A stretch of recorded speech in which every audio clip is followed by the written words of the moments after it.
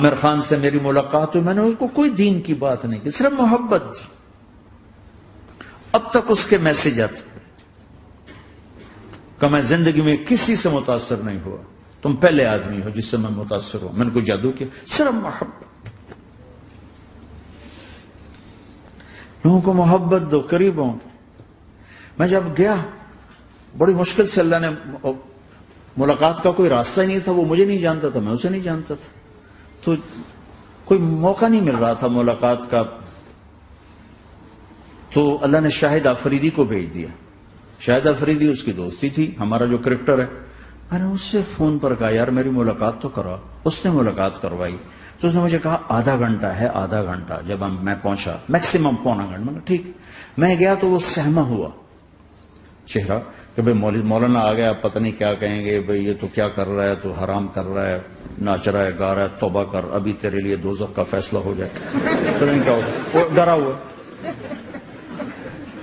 سہما ہوا تھا. تو میرا ایک دور کالج لائف تھا. میرے اللہ نے مجھے ہدایت دی اور میں 3 دن کے لیے میں اس دوست کو، اس کی نسلوں کو دعائیں دیتا ہوں جو مجھے زبردستی پکڑ کے لے گیا. نہ میرا تبلیغ سے کوئی تعلق، نہ واسطہ، نہ میں کوئی ان سے متاثر. ایک لڑکا تھا، بنگالی تھا، گشت کرتا تھا، لیکن میں اس سے ذرا متاثر نہیں ہوا. میرا دوست متاثر ہو گیا تھا، تو میں تو ان کے قریب سے نہیں گزرتا تھا.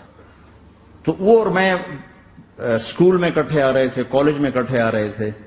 تو وہ متاثر ہوا، وہ 3 دن کے لیے جا رہا تھا، تو مجھے بتائے بغیر میرا ہاتھ پکڑ کے لے گیا. مجھے کام ہے، چلو میرے ساتھ. اور میں اس کو انکار نہیں کر سکتا تھا. یہ میرا اس کا تعلق تھا. اب بھی اسی طرح بھائیوں جیسا تعلق. میں اس کا احسان ماں، مجھے زبردستی لے گیا. ہمارے پنجابی کی مثال ہے، کبے نو لت لگی وہ سیدھا ہو گیا.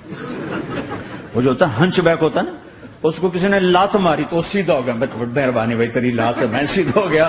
تو مجھے تو وہ کبے والی لت پہ گئی. تو اللہ نے مجھے اس طرف لگا دیا. اور جب میری کالج لائف، میں نے کالج کا بہترین سنگر تھا، اسکول کا بہترین. یہ جنید جمشید کیا ہے جو اس زمانے میں یہ سارا کو ٹھا میں نے سارا کیا ہے. تو اب وہ بیچارہ ایسے بیٹھا ہوا. تو میں نے اس سے بیٹھتے فلموں کی باتیں شروع کر دی. اور تھوڑی دیر بعد میں نے محسوس کیا کہ فرام 60 to 72 جو فلم انڈسٹری کو جتنا میں جانتا تھا اتنا وہ نہیں جانتا تھا. تو اس کے اوپر میرے علم کا روپ پڑ گیا. اس کی لائن کا علم تھا نا. تو حیران پریشان، یہ واز تو ہو رہے. تو کبھی دلیپ کمار کی باتیں شروع ہو گئی، کبھی راج کپور کی شروع ہو گئی، کبھی محبوب صاحب شروع ہو گئے، کبھی مدن موہن شروع ہو گئے. وہ آدھا گھنٹہ تو یوں ہی گزر گیا. تو آدھے گھنٹے کے بعد میں نے کہا جی ہمارا تو ٹائم اوور کا نہیں، اٹھیں چلے ادھر چل کے بیٹھتے. وہ کھانے کی ٹیبل پر تھے تو ہم وہاں جا کے بیٹھ گئے. پھر وہی باتیں شروع ہو گئی.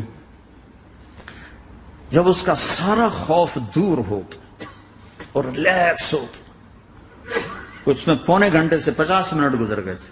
تو پھر میں نے کہا عامر بھائی آپ حج پہ آئے ہیں، اگر آپ اجازت دیں تو آپ کو اپنے نبی کا حج سناؤں. کہنے لگے ہاں جی ضرور سنائی. پھر میں 1.25 گھنٹہ بولتا رہا اور وہ ایسے کر کے یہاں سے وہ یوں نہیں ہوا. 1.25 گھنٹہ ایسے بیٹھ کے یوں سنتا، ہلا نہیں اپنی جگہ سے. لوگ محبت کے بھوکے ہیں، تم فتوے دینا شروع کر دیتے. 2 گھنٹے کی ملاقات کے بعد جب ہم نکلے تو نیچے تک چھوڑنے آیا عامر خان. حج کے بعد میں نے کہا ایک ملاقات اور ہو جائے گا، ضرور ہوگی. پھر اس کا میسج آیا کہ میں مدینے چلا گیا ہوں، معذرت چاہتا ہوں. میں نے کہا میں مدینے آ جاؤں گا، میں مدینے پہلے ہو آیا تھا حج سے پہلے. تو اس نے کہا کہ آپ 14 تاریخ کو آ جائیں، 4 سے 6 کا ٹائم میں نے آپ کے لیے رکھا ہے. تو میں جنید اور ایک اور ساتھی ہم دوبارہ وہاں چلے گئے 4 بجے. 4:15 ہم اس کے ساتھ ہماری سٹنگ شروع ہوئی. 4:15 سے 10:15 تک 6 گھنٹے مسلسل. اور اس کے ماتھے پہ ذرا نشان نہیں آیا کہ میں بور ہو رہا ہوں. اور اس کے بعد ہم اٹھے، اس کا جی نہیں چاہ رہا تھا کہ ہم اٹھ کے چلے جائیں. محبت. پھر ایک امتحان پڑ گیا. میں اجتماع میں تھا رائمنڈ کے پچھلے سال. اس کا میسج آ گیا میری فلم تلاش آ رہی، اس کی کامیابی کی دعا کرو. اے چنگی بڑی. میں کہا اب کیا کروں؟ جواب دینا بھی ضروری، دعا بھی نہیں ہو سکتی، کیا کروں؟ تو جب وہ میسج آیا تو میرے سامنے کوئی 10-12 علماء بیٹھے تھے. میں نے کہا بھائی یہ میسج ہے، اس کا جواب دو. کہا جی یہ ہمارا فیلڈ نہیں تمہارا ہے، تو ہی جواب دے. میں سارا دن سوچتا رہا، مجھے کوئی جواب سمجھ میں نہیں آیا کہ جان بھی بچ جائے، جواب بھی چلا جائے. پھر اگلا دن بھی گزر گیا، مجھے کچھ سمجھ میں نہیں آیا. میں عصر کا وضو کر رہا تھا، ایک دم اللہ نے ایک مضمون دل میں ڈالا.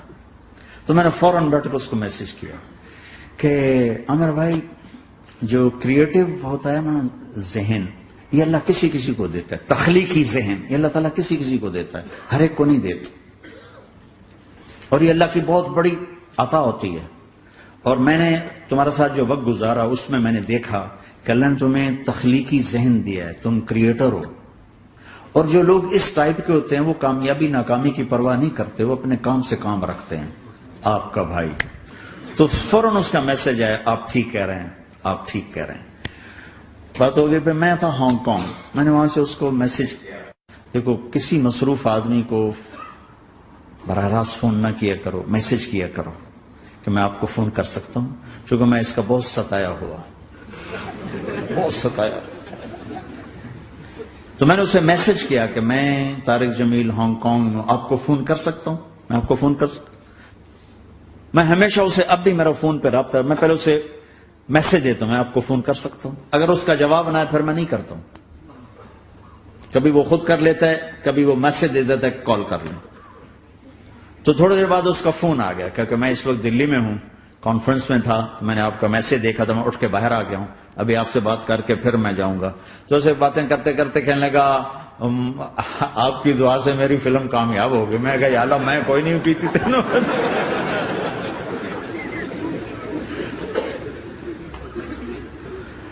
بھائیو محبتیں بانٹو، نفرتیں تو پہلے ہی بہت پھیل چکی. نشہ پلا کے گرانا تو سب کو آتا ہے، مزہ تو تب ہے کہ گرتے کو تھام لے ساتھ.